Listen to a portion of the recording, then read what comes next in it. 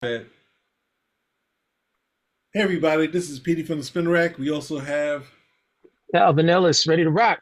today since obviously we have Peacemaker out there and they brought they visualize one of the great designs of George Perez, one of his more simple designs for the Vigilante, and he's a big part of the show. I wanted to talk about, the Vigilante was kind of like DC's Punisher. He had a little Daredevil in him because Adrian Chase was, a district attorney or something like that. But That's good. I was just about to ask. yes, so he also when he first introduced in the Titans, he loses his family and he's just out killing and going against all these mob boss. Robin has to find his note because he's like upset and he's almost a vigilante himself when he thinks Adrian Chase has died, but then Adrian Chase comes back as a surprise as a vigilante. And then later on, it got its own series. His character got its own series done by Mark Wolfman and Keith Pollard.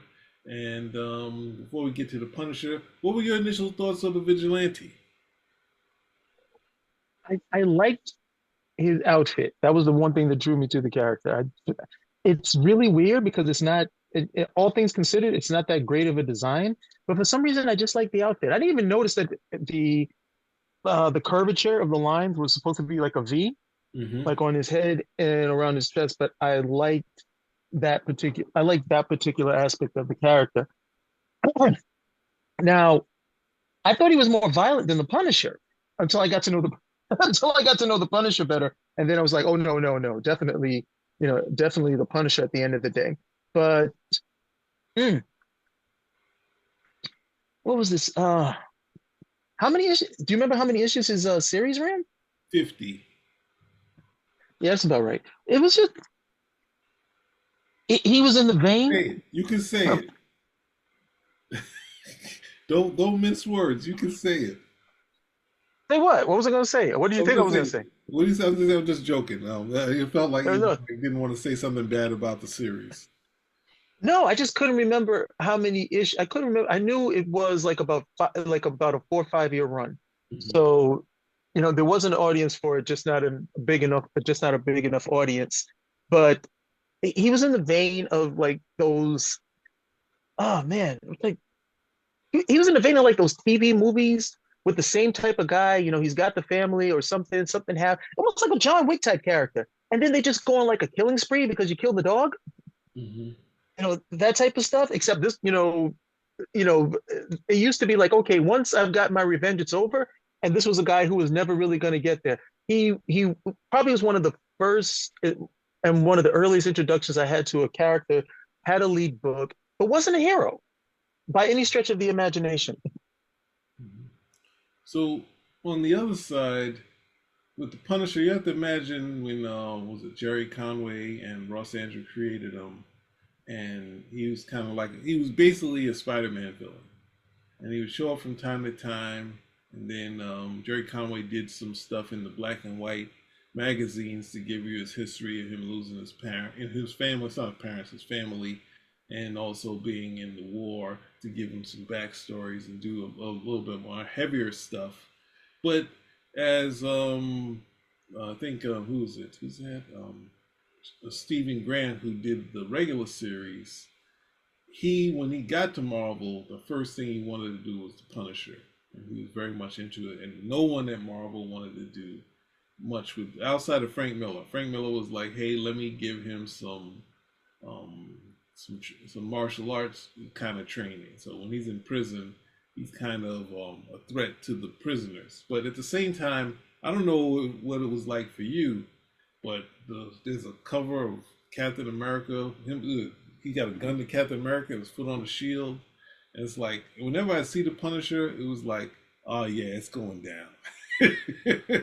And then when he's in Daredevil, even though he doesn't win the story, he's like, oh yeah, it's going down. He's not playing around. And so we got some glimpses of him, but behind the scenes, Marvel is like, they're like nobody wants to deal with a guy who is basically, that they're not gonna be. It's hard to figure stories around. Is he a good guy or a bad guy? Most of the people say he's basically a bad guy. He's not really a good guy. And he's a punisher. Is he a killer or a punisher? Does he punish? Does he punish people, or does he just kill? But he's got these guns, or he's just always just a marksman. So there was some struggle to do a series with him. So at the same time, the Titans are rolling. It's rolling, and as I said, they introduce Adrian Chase in the series, and the Vigilante appears in New Teen Titans Annual #2, and with that buzz, that leads him into a series. And you see when I think Marv Wolfman talks about it, the politics of it and the rationale of who he's killing, his decisions, his doubts. He's doubting. He throws away the mask early on. He obviously had the same issue. He puts the mask back on. In the series, he gives it up.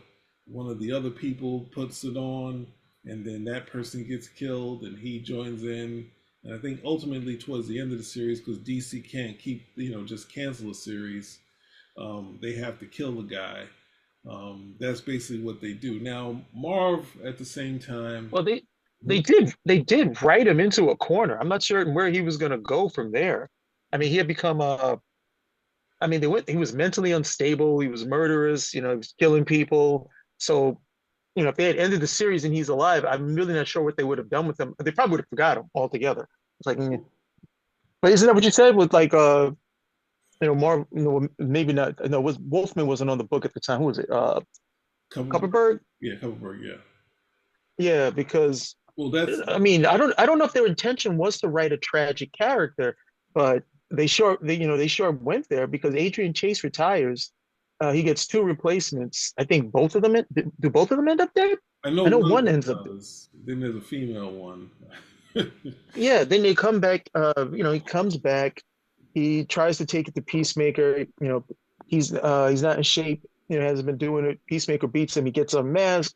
Now it's all going to hell, and he gets he's pretty much only has the vigilante identity left to him. So he's deeper into that, and it's just getting progressively worse throughout the series. So I figured they were just writing him to just like, hey, well, the book's going to get canceled anyway, right?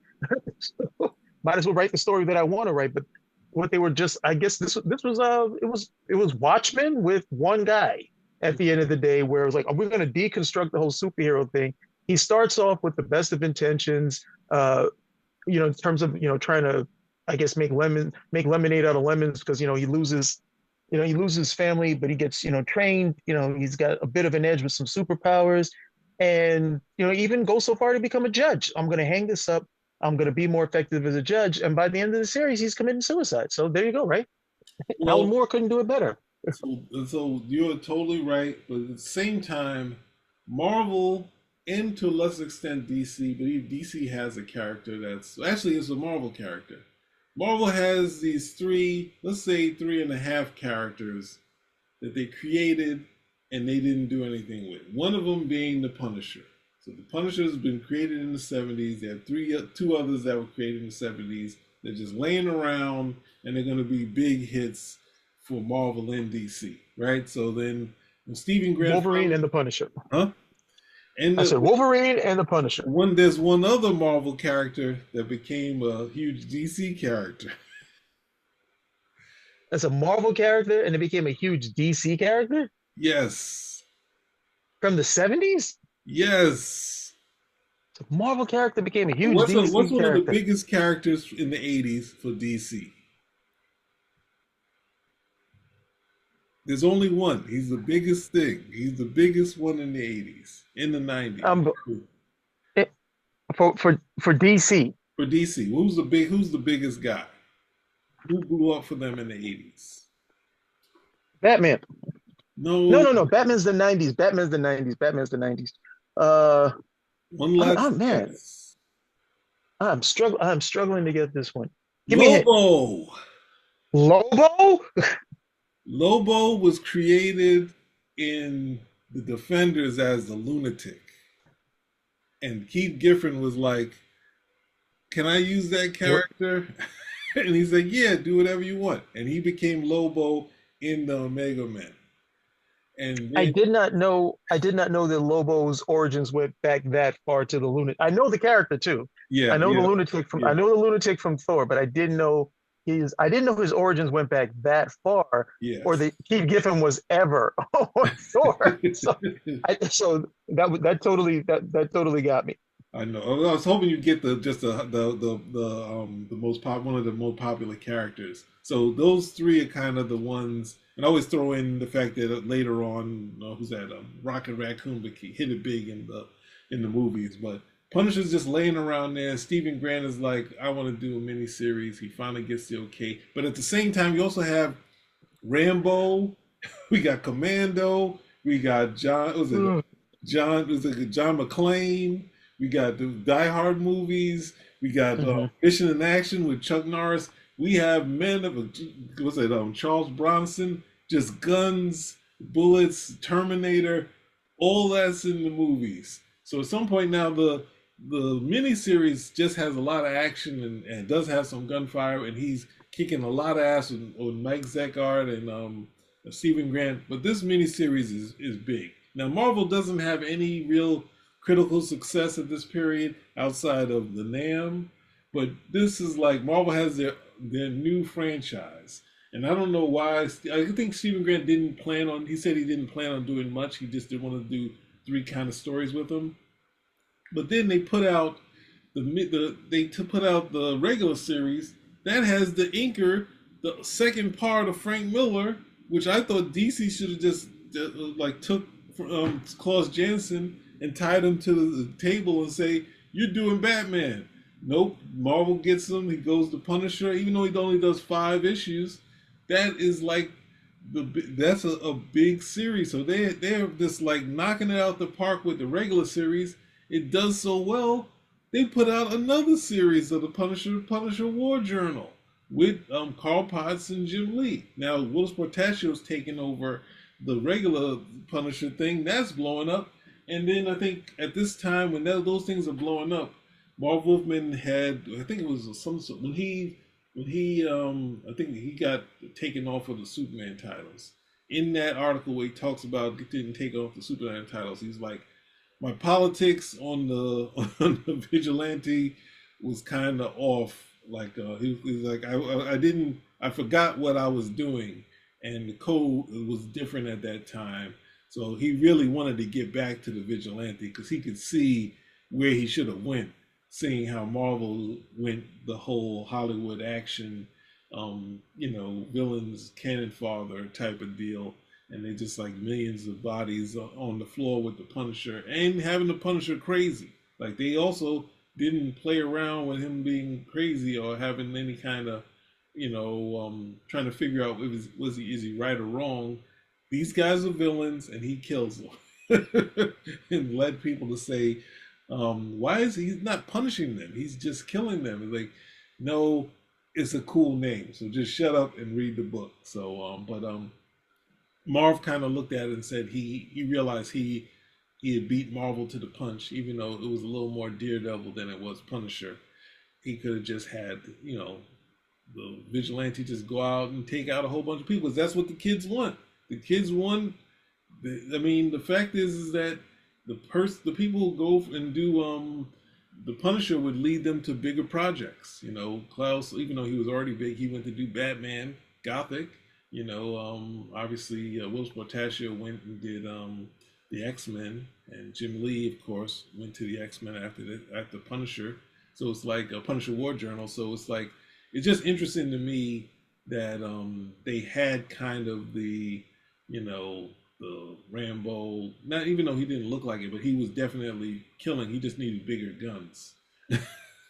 The vigilante just needed bigger guns, and I think the first thing he had like a real gun. And Keith Pollard that first in the first three I think he doesn't do four.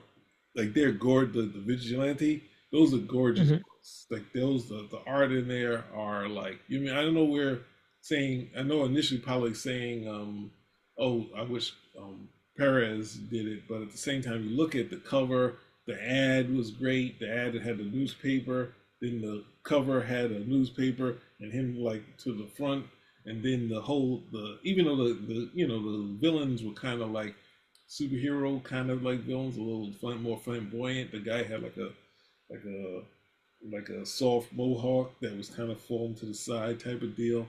But it's like I think he kind of Marv Wolfman kind of looked at the Punisher and was like, I stole. It's like we were stealing too much of Daredevil, and we needed to steal more Rambo. Like, I don't need to have people sitting around here worrying about if he's killing the right person.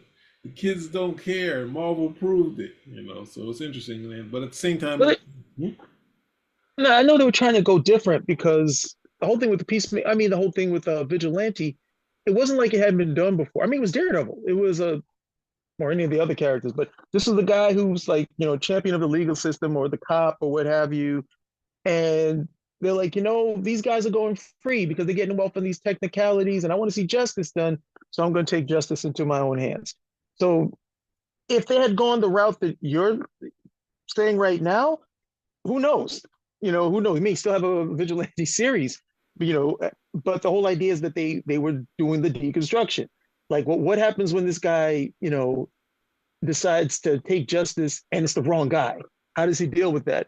And if you go through the series, though, we understand why it's important that the superhero or the guy who's actually there is right about what he's doing. Because they were like, they really made this Adrian Chase's character go through it with the guilt and then the paranoia and the psychosis, and it becomes more than he can bear, and he ends up killing himself because he's like, well, I got to deal justice, so I guess I got to deal justice on myself, and of course justice can only be dealt with a bullet, so he's dead at the end of the day. Had they gone the route that you're saying, where we had more of the just a lot of more bigger guns, more gunplay, then yeah, it might have gone a bit further, and I still think I don't believe that their intention was that, hey, by issue 50, this guy is going to be dead. Alan Moore may have written a story like that, but I don't believe that was their intention. But I believe over the course of deconstructing the character, there was just no place else for him to go.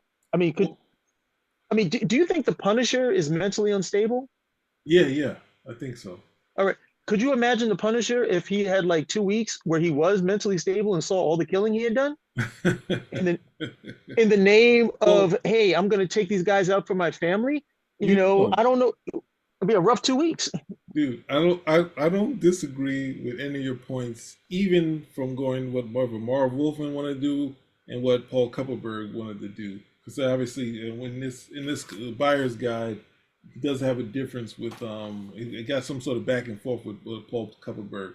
But at the same time, you're totally right in the arc of how it goes. So it makes sense how Paul Kupperberg followed it because this is a character going back and forth taking off the costume, someone else taking up, seeing, oh, there's some good to this, but at the same time, as a, you know, you know, just getting rid of the whole story element and making sense. Thinking Marv is looking at it, he's saying to himself, he said it here. What does he say here? Oh man, it's like originally I presented the concept of vigilante for a year before I signed the contract, and then he said he wimped. He said I let my own politics get in the way, and I wimped out. And that means he's just looking at the other thing and saying I should just have more killing, even though he did probably everything that he wanted to do. He was like saying I can't have a guy just killing, and he probably did the stories he wanted to do. And then he was like, Yeah, "Let me get off of this." I was like, yeah, you can have a guy just killing. Trust me. Yeah, yeah. So, Audience doesn't care. yeah, especially the kids. The kids are like, we're the Punisher, and we get bigger guns and bigger That's right. guns, and that's the thing. So it's definitely doing the story. I mean, it's kind of hard to say if his concept was, no, the concept in the comic book in the Titan in the Teen Titans was close to that, but that was the whole arc of him and Robin, right? The whole arc of him and Robin was kind of saying, you can't just wholesale kill people. And this is the DC universe, right? So it makes kind of sense. But at the same time, the hard part is, you know, the thing that going back to, and I want to do more on those other characters too, but just mentioning Lobo, like the idea that Keith Giffen had with Lobo was like, I just want to make fun of all of the badass characters. So that's when you first see him in with the girl from the Omega Man, and she's riding on the bike, right? So he's taking the character and saying, I'm just going to push the limits on this character. And he only did it for like one issue, but then when he was like, oh, I'm doing that Legion 89, he's like, oh, I'm bringing him in there. And he becomes more of that. And then this is the first time DC was like, just do whatever. Get let the Brit those that I forget that writer from the was it Alan Grant is working with him on it, and it's just like let's just throw everything out. That's the first time they just like just just like threw out everything. So I don't imagine, as you're saying, I don't imagine the Vigilante going that far, but the Lobo is where he finally went as far as he went, and even left the character. He let the character in DC went even further without him. So it's interesting to see that. But I'm pretty sure Marvel was just struggling to see in the Punisher, and it's just like, look, not to say both costumes are cool. Punisher's costume is cool, and at this period when he was hot, Punisher had white boots too. He didn't just have white gloves. He had white. They've gotten rid of the white gloves and the white boots. But when he came back and he's fighting Daredevil, he's got white gloves and he's still as popular as ever. Now people look at, oh, look at those white gloves. No, he had them when it was when he Now finally. you can't go with these hats, man, because it's like they. I mean, neither of us is 8 years old, or 13, or 15. We grew up, but we understand the time period, the context, of the and how it influences the content of what it was that we were reading. These are designs. These are not actual costumes. These are not things that were meant for people to wear in real life. These were designs. Like the Green Lantern's outfit with the white gloves, it looks really, it's a great visual on paper. It works. When you still put that stuff into real life, maybe not so much at the end of the day. But these guys are looking back on stuff that works 100%. 100%. You look at the Green Lantern's outfit with the style of mask. It's almost like a domino type mask at the end of the day, and the white gloves and everything. It works. It works, and everything that they're doing is designed for a two-dimensional medium. No problem. Three-dimensional, all the stuff that you have. When the guys like when Galactus has the helmet with the big with the side pieces on the helmet, you could yeah, in real life that might look really really dorky, but in on the comic page, looks imposing. It gives them like this otherworldly quality. These guys go back and they look at the whole thing and they're literally like, oh, how many white boots? And I was like, dude, he's not going to a party. Yeah. Oh, one other thing, it's not real. It's not real. It's supposed to look good on paper. Yeah. This is one of these things. But what is that whole thing with like? Well, looks good on paper, but I don't know about in real life. Hey, this was never meant for real life. It's supposed to be on paper. Hmm. Well, and to give you the full quote from Marv, he said, "In the year that followed, I let my politics get involved, and I wimped on the character too much of the original concept. It would have been way too violent for back then." So he was feeling like he was going to the violence part and saying, like, looking at the Punisher. He didn't say the Punisher. I'm just saying it, but it's just like, what is way too violent? The Punisher.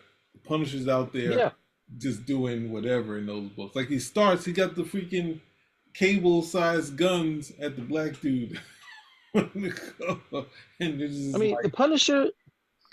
I mean, and you look at the Punisher. It wasn't that the Punisher became way too violent. The Punisher always was yeah, more, always was more violent. Always, yeah, And then it's just like, hey, we just like, well, he's already gone this far. Just tick it. Just tick it up, right?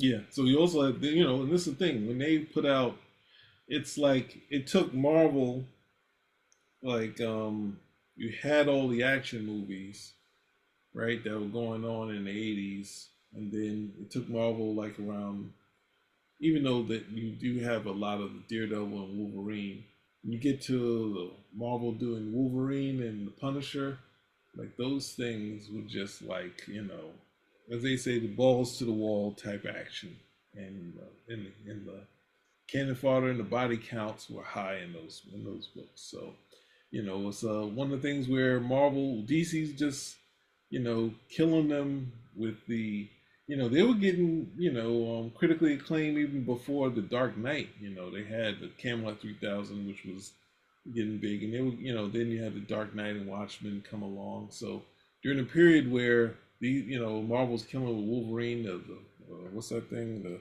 Mutant Massacre, Punisher, doing all more another X book from here and there, that sort of thing. And they only had one critically acclaimed book in the NAM. Like DC was getting all of the accolades, and they were the belle of the ball for a while. And then at the same time, they're looking, Marvel's looking was like, God damn it, could have had the prize. Just need to get him bigger guns. Take the sai out of his hand. Get him some bigger guns. He used to know he was more of like a marksman. He was also a vigilante where he would kill you from afar too. So that's part of the hook of the character. Kind of throwing in the, I mean, if you get Rob Liefeld on and you give him the cable-sized guns, he could do the same thing. But as you were saying, it really, as the character and as sleek as the outfit is, it's really more, maybe they should have come up with some more super villains to him to deal with and not be, because I don't see the characters being the same. I can see that they're in the same sort of line, but he was more into, they were more into story. It was definitely a story arc. The only, and the way he learned how to get all the skills and a pseudo healing factor, all that stuff really doesn't relate to the Punisher. So a lot of the stuff that Marvel did add to it pushed him so far away. And I don't know if that the original concept was just him having guns, but I don't imagine it to be. Maybe it was just a little more violent, but I think the character that they put together was the character that we saw. The only thing is, I think, hindsight being able to be with the 50-50, not saying, hey, I could have just given them some big guns and kids would have loved it. I look at the newspaper, oh, what what crimes happened, putting that right in. Because Yeah. I'm pretty sure that's what Mike Barron was doing. Not only the stories he wanted to do, cartel stuff. What are they going to do? Sorry, whatever I can put in there. we're sending we're sending the Punisher to Latin America. Where's he at in the Punisher War Journal? He's local. This is a quarterly book. Oh, Punisher was ridiculous. The Punisher was so popular. They had a, what was it? The Punisher Armory, and Yes, literally, it was yeah. a book about the. It was just a book about the guns. It was What just. about It the was. It, guns, Punisher? What about the guns? Yep, it was a book just about the guns. I think, and it made 10 issues just based on the gun, just based on the guns. It's like crazy. It was like okay, but yeah, I, most of us as kids were very we were very astute. There was a good guy, there was the bad guy. And even if everybody was bad, there was the bad guy who was better than all the other bad guys. So we were going to root for this person. But the bad guys, nobody really cared what happened to them. You could just come in and start spraying bullets. You didn't, maybe not everybody died. Did you really care? No. These are the bad guys, and they're getting what's coming to them. Our focus is not really there. The only bad guy that we might be focused on is the one who the hero is trying to get at, or whoever's going to be the big challenge towards the end of it. That's why they started making the bad guy like the best friend of the hero. Yeah, yeah. So then it became like, oh, okay, we can get some investment there. These guys used to be friends. Now they're enemies. And of course, the good guys going to be like, come, can't we go back to the way things were? Can't you just, change? And the bad guy, every once in a while, he's like, yeah, I miss those days, but they're over. That's so you could have that type of thing going through. But yeah, I mean, on one hand, I gotta applaud them for doing something different, Yeah. for examining this type of character. This type of character who is the vigilante, who is taking justice into his hands and following the linear progression of something like that. Because the Punisher would never be able to work if he was in the right frame of mind. If this guy was in the right frame of mind, and it's like, you really think you're a good guy? You really think you should be on the Avengers? Like, no, come on, it would just wouldn't happen. So I credit them for that. But it was also, look, where do you, once you do these type of things, once you decide to do Watchmen in the DC universe proper, where do you go? Because even Watchmen could only go for 12 issues, and it was like, all right, the story's done. Nobody's getting back in a costume to do anything. Even when they decided to pick the characters back up, nobody got in the costume to do anything. You couldn't get the other people to come back. Everybody was either dead, retired. There was nobody you could get to come back with the exception of Manhattan Ozymandias for obvious reasons. So it was the same thing. It was the same thing right over here. So kudos, but eventually those stories do peter out. If only because we have consciences. Like, I can't have this guy running around for 250 issues just killing people. Well, the other thing is, the the harder part, and this is what you're just saying, as if you're Marv Wolfman, Keith Pollard, um, even Stephen Grant, because I was like, he said only had a few stories for the Punisher. Even he couldn't see I should be doing the regular series and cash in on it. He's like, I don't want to do this forever. And Mike Barron, he was there for a decent amount of time, but that's young. So you have the younger artists, even because what was it? I think Klaus Janson had a breakup with Frank Miller after The Dark Knight. So to have a successful series right after The Dark Knight is like saying, "Hey, I'm here," but he didn't stay on it, and then he probably was like, "There's not much I can do with this character." But you get the younger artists like Jim Lee, or you get Louis Portacio on the regular series, and I think they were probably there for like 20 issues or so, something like that. But it was very dynamic stuff, and they were kind of young. And Carl Parks was doing layouts for Jim Lee until Jim Lee kind of took over it. But you know, you, having pros doing the Vigilante every month, unless you're like like Frank Miller or something like that, it's going to be, even Frank Miller was like, let's try to come up with something else for Wolverine, like they did the failed samurai. So it was like, let's just not have him doing Right. killing, let's have something else. So having these pros, and someone I guess more from our generation, because I was talking about the vigilante to someone else and saying, they were thinking that it was going to be like a heavy action, because of the time being kids, it's like, yeah, that's the kid in me is like, yeah, that would have been cool. Got a cool outfit, yeah, that would be fun. And seeing that stuff, but asking the old pros to be like, I'm going to do a story where he goes to the cartel and kills them, and it's like, well, what's our story in that?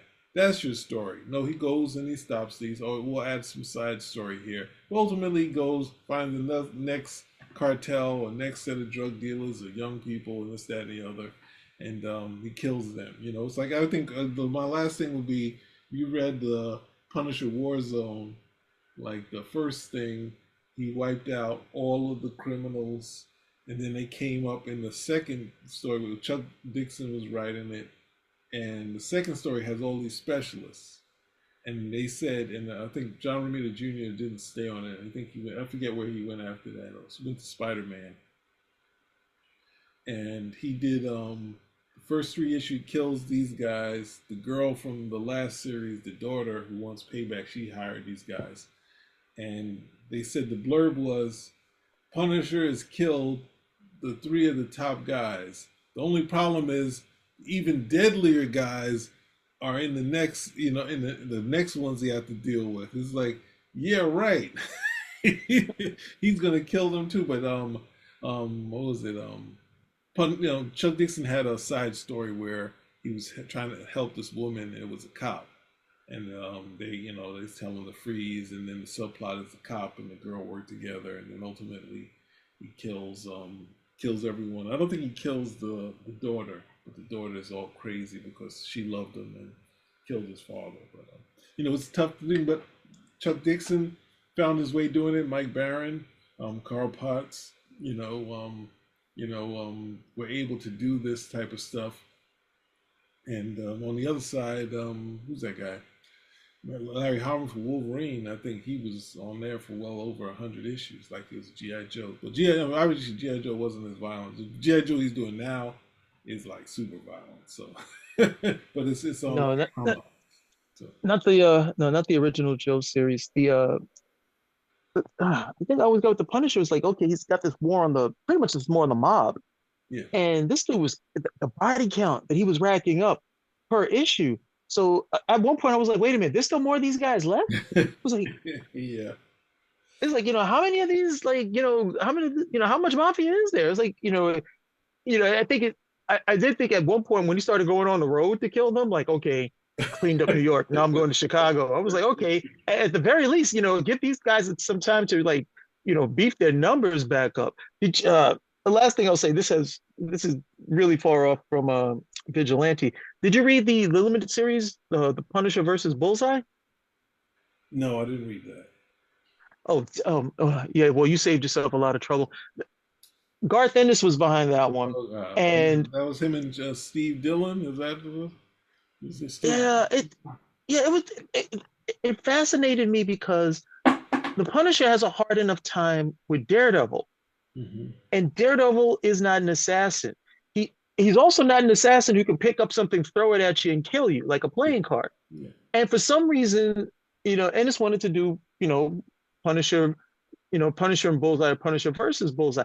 And Bullseye is just handing him his ass for like the first 3.5 issues. So I didn't understand that. I was just like, what was the draw to this? But they got 4 issues out of it.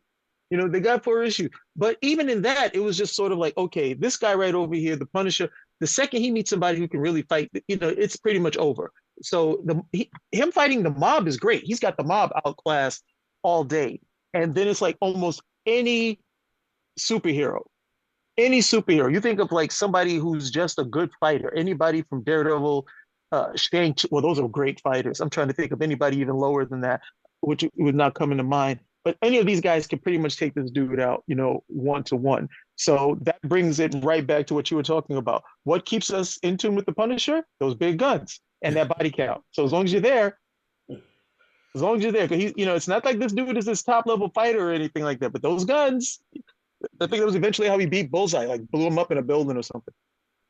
yeah. No, it's I mean, that's the thing. Anyone, if you can come to Marvel and just say, "What we're gonna do? Your rate is what's the name? All right, we'll let you do Punisher. You want to do Punisher? Yeah, all right."